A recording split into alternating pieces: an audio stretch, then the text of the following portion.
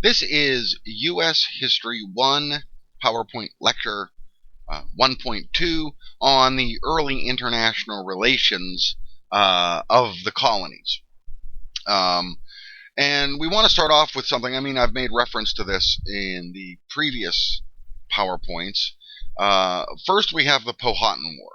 That's really the first conflict that we're going to see, and I want to be clear on this. By the reason that we put this into international relations is the natives that the colonists meet when they arrive constitute a sovereign nation. Now, a sovereign interest is something I've mentioned the point before in contract theory, but a sovereign recognizes no higher earthly authority and recognizes itself um, as an independent actor.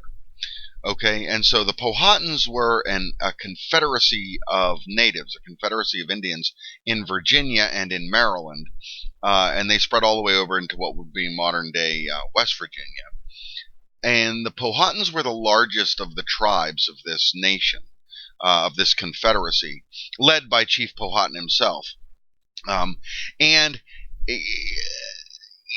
just very briefly, it's necessary to explain just a little bit of how the natives dealt with politics and conflict.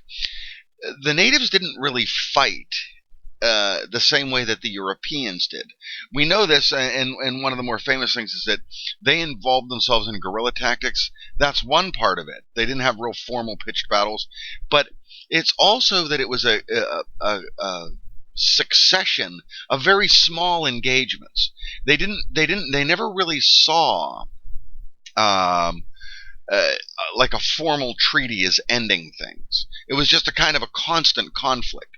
The Powhatans at the time were the dominant of the tribes, and they had forged together this confederacy. But it wasn't a confederacy of equals. Okay, the Powhatans more or less subjugated the other tribes around them.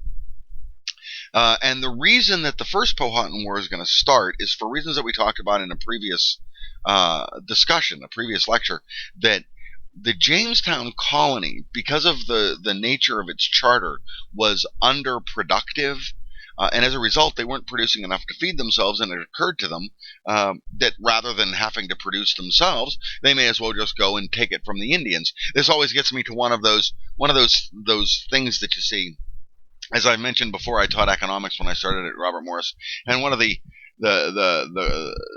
continuums in any economics book or course that you ever take is this idea of opportunity cost and how you have to make a decision about what to produce. And on the macro level, this is always between military goods and civilian goods. And of course, the Jamestown colonists had decided upon this and said, well, why on earth would we have to produce any civilian goods at all? If we just produce only military goods, then we can use those military goods to go and take somebody else's civilian goods.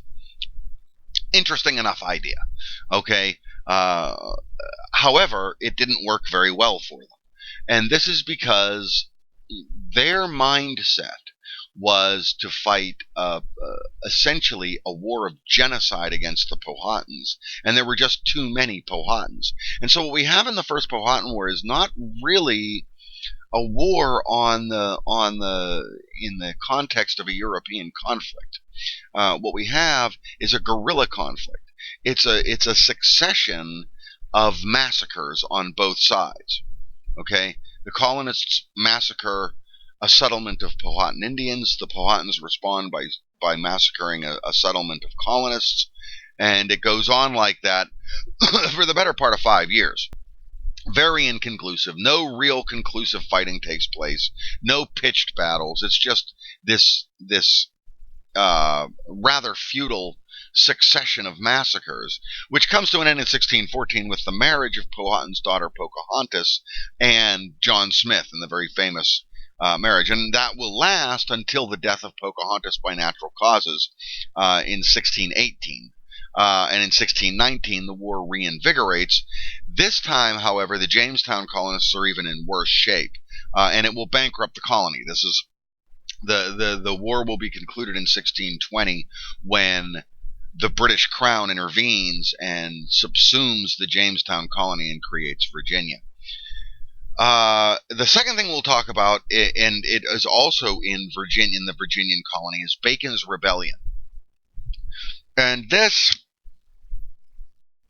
and the Powhatan War bring us to one of the more interesting points. We talked last time, the time before that, in the first discussion of the foundings, about the development of the headright system. The primary labor system in Virginia that the colonists instituted was based on indentured servants. Indentured servants were free Englishmen who willingly sold their services in exchange for passage over to the New World. And what they would sell it for was, in exchange for passage to the New World, they would give their services to whomever bought their passage. And it would normally last for 7 years, although that wasn't uniform. That was the general rule of thumb. What the headright system did was, it said, the headright system was developed to create an incentive for more indentured servants to come over, because the headright system comes in 1616, and even within that period, that first 10 years, production of tobacco had increased. The production of the cash crops had started to increase to the point where they simply weren't getting enough indentured servants. This will help with that. The other thing that's going to help with that, which we'll get into just very briefly in this lecture, is the English Civil War, which begins in 1618. And people try to escape the English Civil War by selling themselves into indentured servitude and coming over to the colonies. Now, the problem is that the headright system, which, if you remember from the previous PowerPoint, the headright system promises 50 acres of land to all free white settlers. Okay? Well, as more and more indentured servants come over to expand production, that creates a problem, doesn't it? Because there's only so much land. And as these guys finish off their service and become free, they need to be able to give them 50 acres. Okay? Bacon's Rebellion in 1675 is going to be the culmination of this. Okay, this continues on, and by the 1670s, they simply don't have enough land to go around. Okay, by the 1670s, the indentured servants system of labor had increased production dramatically. If you look at the one slide that we had from previous, and the increase in tobacco production, the increase was manifest. It was precipitous. Okay, and so the reason for this increase in production was the increase in indentured servants. They worked hand in hand, and so you had so many of them that you just simply couldn't give them all 50 acres of land anymore. There just simply wasn't enough land to go around. And so Bacon's Rebellion is very much like the Catiline conspiracy in Rome. In ancient Rome, in the 1st century of Rome, the deal was that a legionnaire, upon retirement from the legion, would be given a land grant from the empire. Well, the problem is that by the 1st century, the Roman Empire had really stopped expanding, and so they weren't expanding their land holdings, and so there just wasn't enough land to continue to give these guys, and so an officer by the name of Catiline led a revolt against the emperor, and it was a negotiated settlement, and from that point forward, soldiers in Rome would get, rather than land, they would simply be paid a stipend as a pension. Bacon's Rebellion in America will be very similar motivations. The indentured servants, Nathaniel Bacon being one of them, simply aren't being, the promise is not being fulfilled. They're not being given their land, so they'll lead a rebellion, which will ultimately lead to a more expansionistic system. And that's the problem with the headright system is, and one of the things we saw in one of the previous slides, was this massive expansion in the English population. The same thing didn't happen with the Spanish. The Spanish never had more than about 20,000 people here. The French actually didn't expand their colonial holdings that much either. And the Dutch, of course, were just here as merchants. But the English came, settled, and expanded population. They continued to import more and more people. The problem with that is that tremendously strains the resources of the limited land that they had available to them. And so it was by nature an expansionistic system. We'll see this also in the Pequot War. And, well, I'll make mention of it, the Yamasee War and the Cherokee War in the South. And so Bacon's rebellion is going to necessitate a further westward expansion. In the north, in the New England colonies, early on, the natives and the colonists got along quite famously. There was an alliance formed, and a trade alliance formed with the Wampanoag tribe. Okay, and this is the famous Thanksgiving dinner. Okay, where the Indians come. They didn't come with turkeys; they came with deer meat, but that's okay. And that's okay. However, with the expansion of population and with the severance of colonies from Massachusetts Bay, the creation of Connecticut and Rhode Island, this led to a problem. Okay, the land expansion was at the expense of the native populations. This will instigate the first Pequot War. Okay, later on it will be King Philip's War, and actually we looked this up. One of my, as I mentioned earlier, my ancestors came here in one branch. My mother's branch landed in Virginia. My father's branch landed in New England, ultimately in Maine, and they were part of the Massachusetts Bay Colony originally. Well, one of my ancestors, Richard, was famous in the 1670s as an Indian fighter. He fought in King Philip's War. King Philip was an Indian. Okay, he had become fairly civilized by, or at least in the colonists' term, fairly civilized, and had begun to wear Western clothing, European clothing, and so they referred to him as King Philip. One of my ancestors, Richard, was a famous Indian fighter who fought in King Philip's War and fought elsewhere too. By this time, by the 1660s and 1670s, it was just one continuous conflict with the natives. Okay, for reasons that I mentioned earlier, the natives didn't really see the kind of formal warfare that the Europeans did. It was more informal, gradual, and ongoing. It was a war of attrition. And actually, what happened to my famous Indian fighter relative, Richard, he was ambushed by the Indians. He was deliberately massacred by the Indians. They assassinated him. They gave false information, and Richard and a small handful of men went out essentially to slaughter an Indian settlement, and he was ambushed and killed. That's King Philip's War. And so we want to keep this idea that this is the native way of fighting, which by the Europeans was seen as a dishonorable way of fighting. We'll see this again replayed in the 7 Years' War. In the beginning of the 7 Years' War, the French do very well with their Indian allies because they adopt the Indian tactics of guerrilla warfare, disrupting English logistics and communications. But when Montcalm takes over the command of French ground forces, that'll all end. We'll deal with that later. In the Carolinas, now this is in the South, so we've dealt with Virginia and Maryland. We've dealt with, or the Chesapeake colonies. We've dealt with New England. Now we're dealing with the Carolinas. Originally, this is what, and this is what happens in New England and in Virginia kind of as well.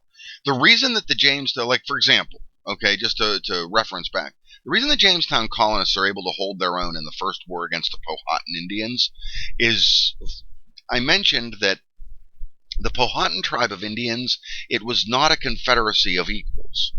It was the Powhatans were in charge and they subjugated the other native tribes. Well, that made those native tribes ripe for seeking rebellion against the Powhatans. So in a series of alliances and counter-alliances, the colonists of Jamestown were able to align with some of the native populations against the Powhatans and their remaining allies. The same thing happens with the Pequots and in King Philip's War. It's going to happen again in Carolinas. The impression I want to leave you with is the natives. One of the unfortunate things in history is that the native populations in America are sometimes perceived by history as being this very peaceful, loving, almost earthy, crunchy, hippie type of naturalists. That's not entirely true. In point of fact, they were continually at war with each other. They fought over land constantly. Okay, it just simply wasn't the same kind of formal warfare that the Europeans had. Well, two of the rival tribes, when they come to the Carolinas, two of the rival tribes, there are essentially three rivalries: the Yamasee Indians, the Tuscarawas Indians, and the Cherokees. Okay, well, originally the colonists will align themselves with the Yamasee and fight a lengthy war of attrition against the Tuscarora, which virtually genocides the Tuscarora Indians. Okay, they're forced into the western parts of Tennessee, actually. Then the Yamasee are dominant. The colonists will align with the Cherokee Indians and virtually genocide the Yamasee tribes. Okay, and so all of this is related to land acquisition by the colonists. The French and Dutch didn't have the same similar relationships. The Dutch had worse relations because the Dutch tried to dominate the natives, and so we have William Kieft's massacre of native populations to try to enforce Dutch dominance. The French really didn't have that kind of trouble. They actually aligned. They had a very loose alliance, and it became a problem with the Beaver Wars, which we're going to talk about in just a minute. But they had a very loose alliance with both the Huron Indians in northern New York and the Iroquois, who were around the Five Lakes region of New York and then down into Pennsylvania. And the Iroquois will deal with at greater length during this entire discussion and until really the Revolution, because the Iroquois Confederacy is going to figure extremely prominently in the formation of the United States. It's the Iroquois Confederacy that creates the federal system of government. Okay, and I'll detail that later when we get to it. But unlike, for example, the Powhatan Confederacy, the Iroquois Confederacy was 5 nations of Indians who were equals. They were seen as equals. Now, ultimately, this gets down to something which is a finer point and a philosophical point in terms of land ownership. This will come back again in the Treaty of Lancaster in 1744 and will serve as one of the precipitory causes of the French and Indian War in North America, which has the antecedent of the 7 Years' War in Europe. But at any rate, the natives' perspective on land ownership was more communal.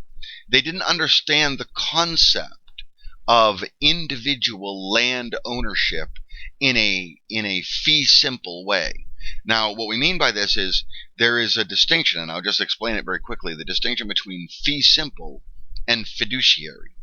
Fee simple means that your property is yours to do with as you see fit. Fiduciary means that you have a responsibility with your property to the collective whole. Indians see property as fiduciary. No one actually owns the land. Okay? The land is kind of given by the spirits to everyone communally, which is why the Wampanoags, for example, when the colonists arrive, the Wampanoags are more than happy to share the land. The Powhatans, to some degree, are willing to share the land with the colonists of Jamestown, which is why they don't attack them immediately. But then Jamestown draws first blood, and so it becomes a succession of conflicts. And so there is this distinction. The same thing's going to happen in the Treaty of Lancaster when the Iroquois cede the rights to trade at the forks of the Ohio River to the English. We'll deal with that at length later.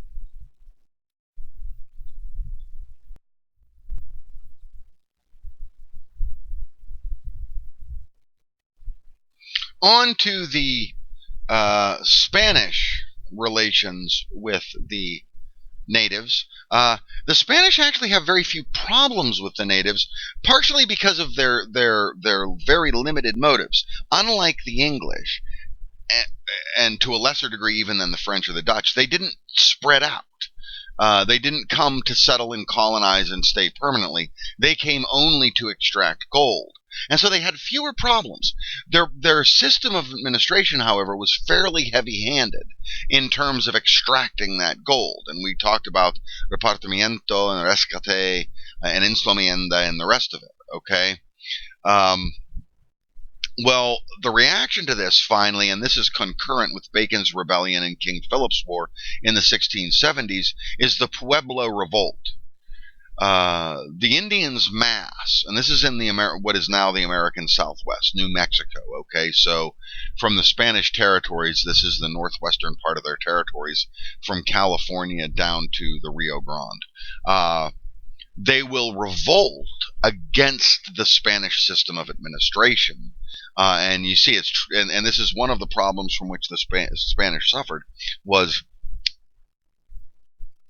Because they didn't come to permanently settle colonies and expand their population, they didn't have the kind of population increases that the English colonists did, so they had an insufficient labor force and an insufficient military force to contest this rebellion.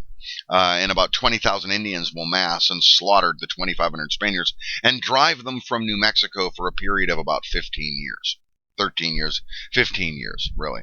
The Spaniards will come back in force, but they will negotiate a less heavy-handed system of administration. They'll discontinue the practice, for example, of impressment of Indian labor to work in the mines. They'll start more of a wage labor system. Okay. Now the famous Beaver Wars. Okay, they're fought in the 1670s and the 1680s, and they're fought for very different reasons. Okay. The first of the wars, which is, and as I mentioned to you, we have to adjust our thinking to the idea that when dealing with the natives, you're not dealing with the kind of formal warfare that you have in Europe, where you have a clear beginning and end. There's kind of a rolling beginning to it. It starts with a series of massacres, things like that. Phase one of the wars in the 1670s is going to be fought between the suppliers for monopolistic control of the beaver supply. So it'll be fought between the Iroquois Confederacy and the Huron Indians, and the French and the Dutch will stay primarily neutral in it. Okay, and so it's a war to monopolize the supply of the beaver pelts. The Iroquois will win this. They overwhelm the Hurons and virtually genocide the population of Huron Indians in New York. The second phase of it is going to be in the 1680s and will be between the buyers of the beaver, because the Iroquois now have monopolistic control over the supply of the beaver. Although it's not exactly, to get into the economics of it, we don't really want to go that far into it. But we do have in the Iroquois Confederacy 5 independent nations, and so they are in competition with each other over control of the market. So it's not exactly purely monopolistic. But at any rate, in the 1680s, the war will be between the buyers to create a monopsonistic market. We all know, we've all heard in our basic economics classes of a monopoly, where you have one producer of a good or one supplier of good. Monopsony isn't discussed as much. Monopsony is where you only have one buyer of the product, such as government contracts for military equipment in modern times. Okay, so the French and the English are going to battle for monopsonistic control over the beaver trade. And it's going to be a very inconclusive battle. The Iroquois will remain neutral, and so it will be a more formal type of conflict. And really, it's a precursor to the imperial wars that we're going to deal with at great length in just a minute here, beginning with the War of the Grand Alliance, which will be King William's War in North America. With African relations, we want to look at this a little more specifically to try to explain how this comes about. In the early days of the colonies, this is in the first 5 decades, okay, from 1607 till really about 1650, the Africans don't make it to the North American continent. Any African slaves that are taken, primarily by the Spanish, are brought to the West Indies, and many of them go to South America. This will be the general pattern. Okay, about 80%, 85% of all African slaves that are taken from Africa will end up in South America or stay in the West Indies. It's a small percentage that will make it to the North American continent. And until 1650, really very few do, because the system of labor is one of two systems. Either you have indentured servants, okay, in the case of the southern Chesapeake colonies, or you have tenant farmers, such as in Maryland, okay, in a sharecropping system.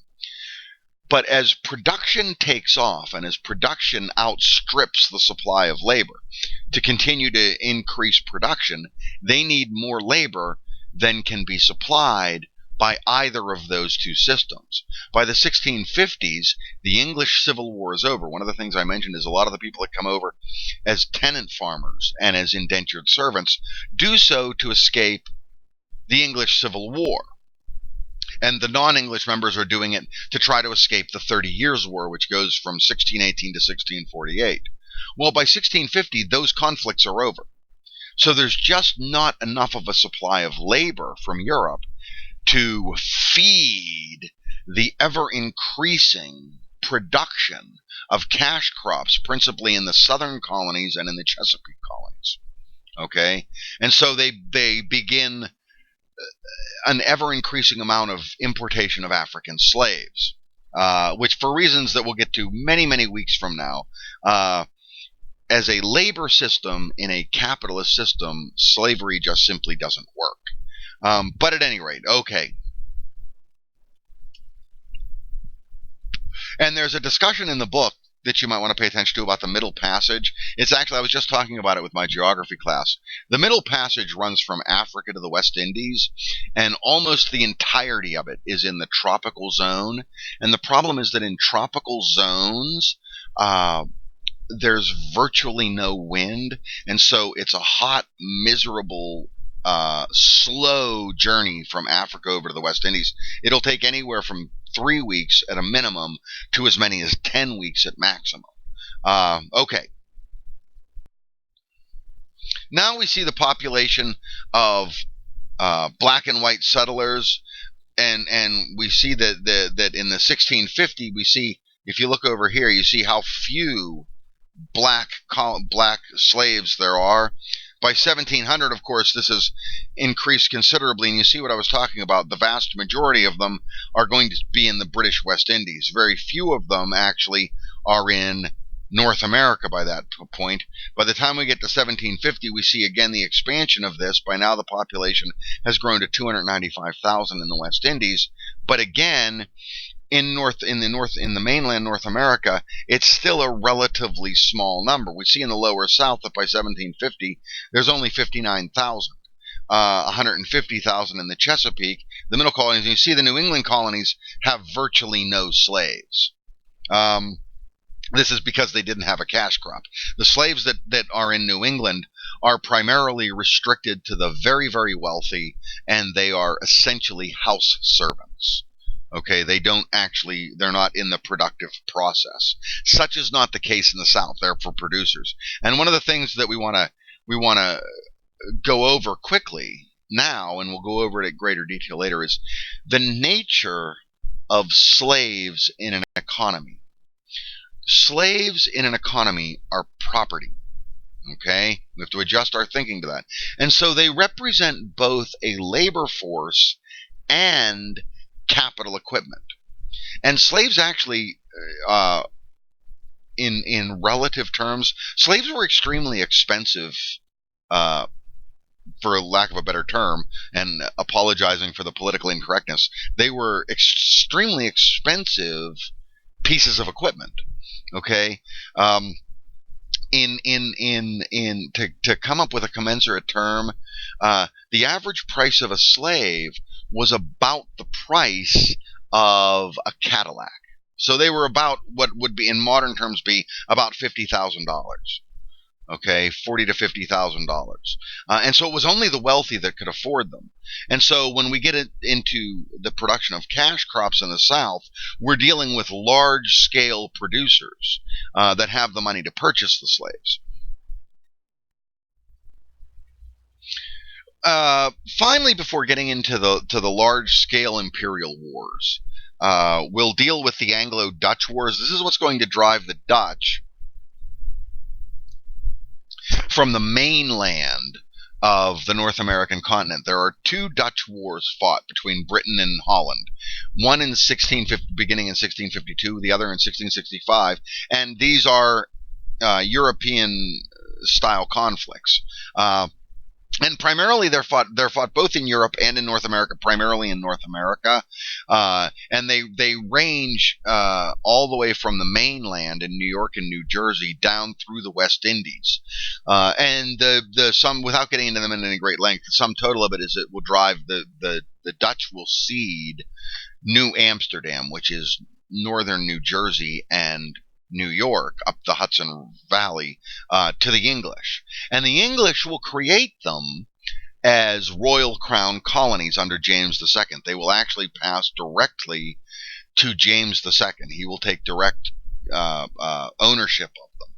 And so this will be the second and third direct royal crown colonies, meaning that the British crown directly controls the administration of them. Okay, one of the things I mentioned in terms of trends that we're going to start to see, and that we'll go over at great length in the next PowerPoint, in PowerPoint 1.3, is the ever-increasing amount of control the British try to exert in the colonies. This will be another example of that. They could just as easily have sold these colonies as joint stock companies or given proprietary control to non-members of the royal family, but they didn't. James II took control over these directly, and so we see an expansion of the the crown's control over the colonies. Now, what we're kind of seeing is the ascendancy of England in North America. This is why we don't talk that much at any great length about the continuation of the Spanish colonies or the French colonies, because we're going to see the domination of England, particularly on the mainland in North America. One of the things that's going to pave the way for that is the very famous series of battles known as the Spanish Armada in 1588. And without getting into it, I'm going to try, as we get into the imperial wars here, I'm going to try as best I can to avoid the lengthy discussions of the European politics behind them, because they get kind of complicated. That's more the stuff for world civilization class or modern European history class. But I do need to make mention of them so that we understand.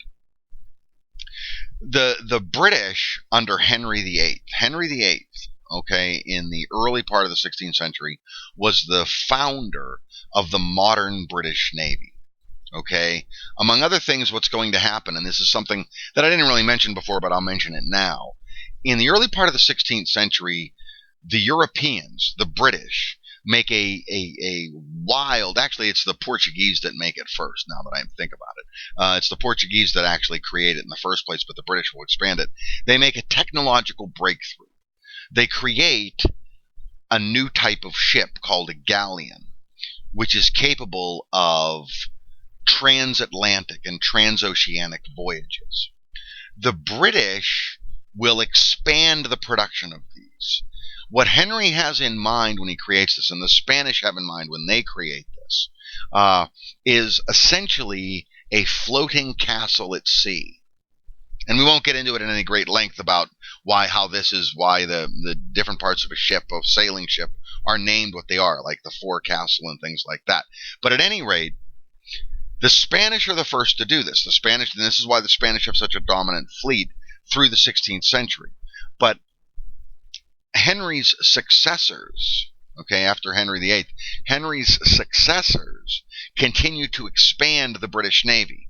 Most notably, Elizabeth I, okay, will expand the British Navy, and this will begin to challenge the Spanish. They will challenge Spanish possessions. Okay, particularly in the New World, but also elsewhere. And so Spain, in an effort to stop this, is going to launch. It's not really that they're launching an invasion of England. See, this is the problem: is that it's difficult to kind of abstract this away from the overall European politics. But the Spanish are trying to hold on to Habsburg control, to their control over the Netherlands. Okay, the British are attempting to. They've sided with France to go against the Spanish Netherlands. Okay, to get the Spanish Netherlands to be given up by the Habsburgs. You understand?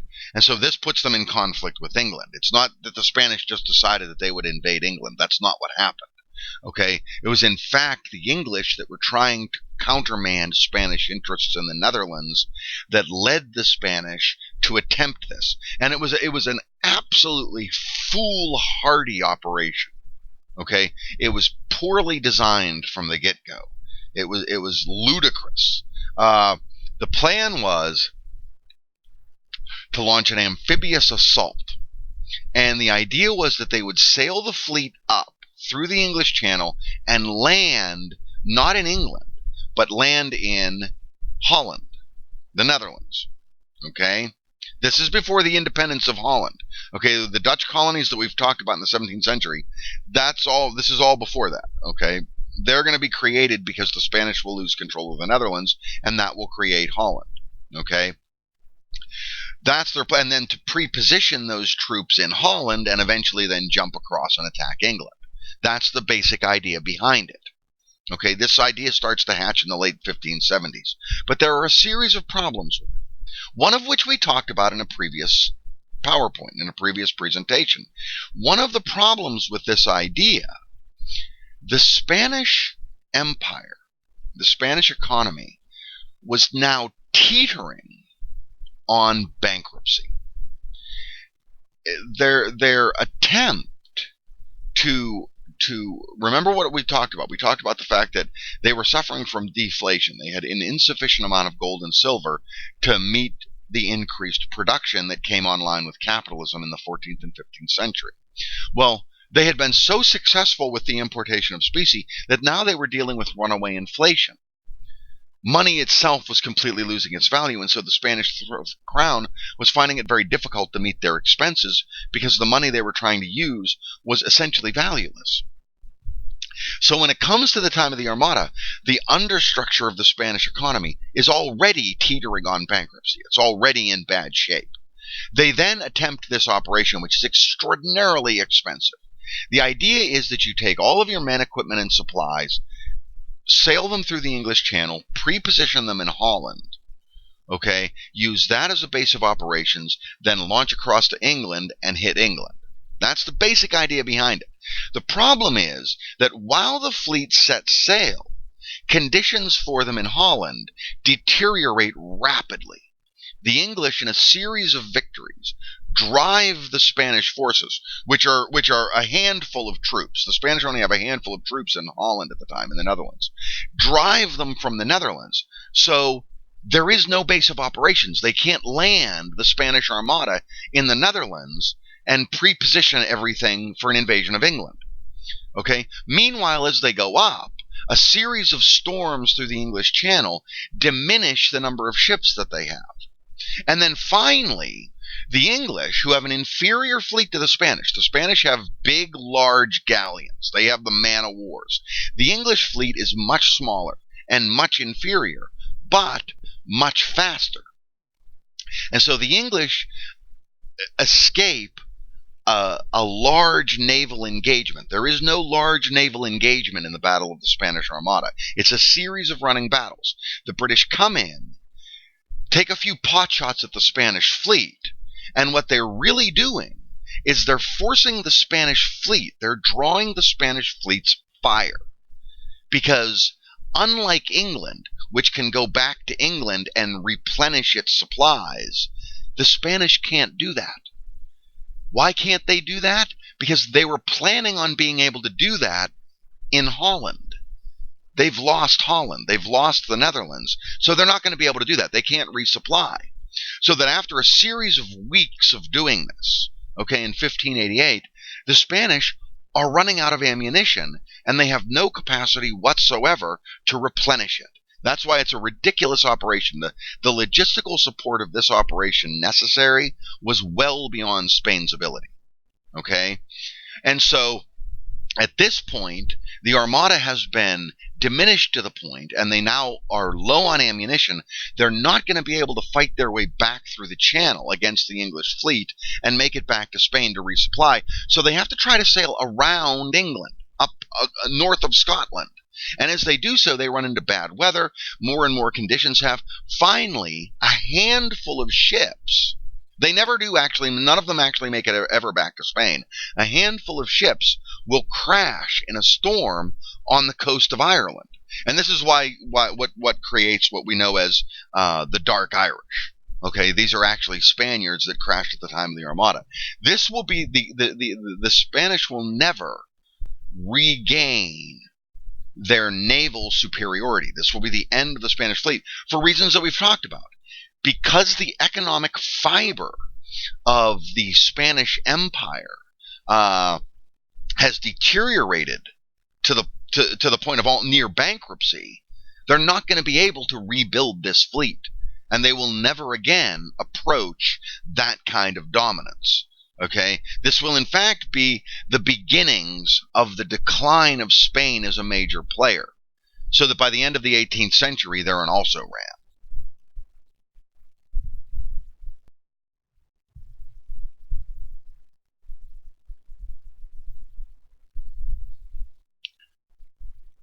The Imperial Wars. We're going to deal now with four major European conflicts, beginning in the 17th century and running through the middle part of the 18th century, each of which has an antecedent on North America. These are, in a very real sense, these are going to be the first four world wars, because they will take place in multiple theaters of operation outside of Europe. The first of these will be the War of the League of Augsburg, sometimes referred to as the Grand Alliance, although they're not exactly the same thing. And then you'll have the War of the Spanish Succession, which will end with the Treaty of Utrecht. The War of the Austrian Succession, which in North America will end with the Treaty of Lancaster, and then the 7 Years' War in Europe, which is the very famous French and Indian War in North America. And you see their antecedent names. The War of the Grand Alliance is known as King William's War. This will take place after the ascension of King William of Orange in England in 1688 after the Glorious Revolution. Then you'll have the War of the Spanish Succession, which is known as Queen Anne's War in North America. Then you'll have the War of the Austrian Succession, known as King George's War in North America, and the 7 Years' War, which is known as the French and Indian War. And we'll deal with each of them in succession here. In the War of the Grand Alliance, okay, and again, what we're going to try to do, if you want to learn more about this, I encourage you to look it up, to Google it, to take a class on world civilization or European history, okay, because it really becomes a complicated series of political maneuvers. It will start really with the rise of Louis of Spain. It will start with two things: the rise of Louis XIV, the Sun King, and the decline of the Habsburg dynasty in Spain and Austria. Now, the war, and it's a little bit different. The War of the League of Augsburg is an attempt to stop Louis, France, the Bourbons, from taking over the eastern bank of the Rhine River. Okay, Louis will invest, in 1686, will invest the city of Strasbourg across the Rhine in an attempt to take the Palatinate and Rhineland. Okay, the War of the League of Augsburg will be designed to stop him from so doing. Now, there's more to this than meets the eye. That will be the first attempt. What Louis is attempting here, okay, with the decline of the Habsburgs, and just real as briefly as I can to explain this, the Habsburg dynasty controls both Spain and Austria. Charles I, okay, King of Spain, is elected to the imperial seat for the Holy Roman Empire based in Austria. And so they own both Spain and Austria. And at that point, they own Holland as well, if you'll recall from what I was just talking about. This kind of pincers France in. Okay? They first lose Holland. Then the imperial line of the Habsburgs is split between the Austrian line and the Spanish line. Okay? Louis is going to try, and the Habsburgs now are declining, especially after the Armada. The Spanish power is declining. Louis is going to try to fill this gap and become hegemonic. What it means to be hegemonic is to be the dominant player, such that what it ultimately means, it's one of those terms we use in international relations. It means that your power, for lack of a better term, in a very loose sense of it, your power is greater than the power of everyone else combined. And the War of the Grand Alliance is actually a really interesting conflict. It's a very inconclusive conflict. Nothing is decided, which will lead ultimately to the War of the Spanish Succession and Austrian Succession. Nothing is ostensibly decided, but France successfully battles individually on their own all of the other European powers and fights them to a draw. Okay, which is a demonstration of French power. It will, however, virtually bankrupt France. It will be one of the precipitory causes of their own revolution. England, Spain, and Austria signed against France, of course. Now, what you want to remember with Spain and Austria is they're both controlled by Habsburgs, but they're basically cousins. The problem with the Habsburgs, we'll deal with this more in the War of the Austrian Succession. The problem with this is that the Habsburgs, they really come to dominate Europe and to dominate Spain and Austria through a very complex series of political maneuvers involving marriages, okay, among other things, but involving marriages. Well, in an effort to prevent other European powers from doing the same thing, they begin to intermarry. They become, in rough and ready terms, they become inbred. By the end of the 16th century, the Habsburg dynasty has become an inbred dynasty, okay? Meaning you have cousins marrying cousins. And in some cases, you have brothers and sisters marrying to keep the line pure, which is going to degenerate the line. And ultimately will be one of the precipitory causes, which we'll get to, of the War of the Spanish Succession. In North America, the War of the Grand Alliance is referred to as King William's War. Okay. Now, for the English, one of the things, it's one of the precipitory causes, it's not the main precipitory cause, but one of the things about this war is that James II, James Stuart, is overthrown in the Glorious Revolution of 1688. He runs to France and is given safe haven by Louis, which pisses William off. That's one of the reasons. It's not the main reason. That's one of the reasons William decides to side against France and with Spain and Austria. Okay? In North America, the Iroquois will side with their French trading partners. Okay? For reasons that I talked about. When the Indians would enter into a trade alliance, it usually also generated a military and political alliance. What we're going to have here, the highlight of this war in North America, is the Conference of Albany. It will be the first attempt by the colonies, primarily the New England colonies, to coordinate their actions. Prior to this, they've never attempted any coordination. In fact, as we've talked about before, Connecticut, Rhode Island, and New Hampshire peel off from the Massachusetts Bay Colony because they didn't like the Massachusetts Bay Colony. And for reasons that we'll get into in 1.3, this is no longer the Massachusetts Bay Colony, it's simply Massachusetts. James II will create the Dominion of New England, and this is the holdover of that. This will be done away with by William, but you still have the colony of Massachusetts. They will coordinate an attack on the French capital in Nova Scotia and sack it. They will take Port Royal, which will cut the French off from their further colonies further to the southwest on the St. Lawrence River. Okay, this is in Nova Scotia, so it will cut off French access to the St. Lawrence. And one of the things that's going to become a very touchy issue for the colonists is that the colonists coordinate this on their own. They do not receive orders from England to do this. They do it on their own as independent actors.